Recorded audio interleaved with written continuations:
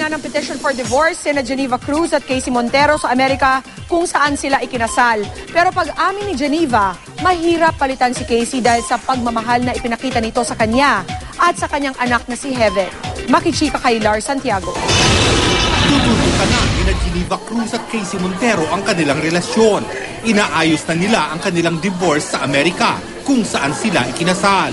Sasarado na namin yung kailangan sarado para we can just remain friends and be there for each other as friends para wala nang ano ba yung pag natatag ka kasi na asawa ni ganito na forever na gano'n na lang hindi ka na makaka-move on. Nilinaw ni Geneva na nananatili silang close ni Casey kahit hiwalay na sila. Malaya nga raw niyang natanong ito nang lumabas ang balitang naglilink kay Casey kay Rian Ramos. I'm gonna tell you, Jen, if may sabi niya wala. I'm free, I'm single. I'm not with anyone. Sa akin naman I would be happy for him kung meron na and I just want him to be happy.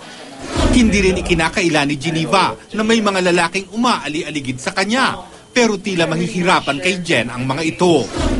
I have suitors, pero mahirap naman kasing palitan ng Casey Montero. That's all I can say. Mahal ang anak ko, mahal pa rin hanggang ngayon. And if I could meet someone na ganun ang pagmamahal sa anak ko at saka pagmamahal sa akin, why not?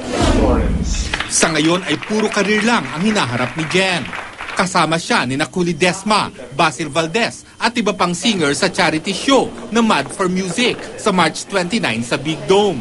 Pumirma rin siya ng kontrata sa GMA Records kasabay sina Jessa Zaragoza, Sheila Valderrama at Chris Lawrence.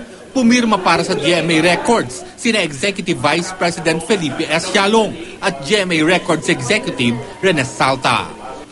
Lars Santiago, updated sa Showbiz Happening.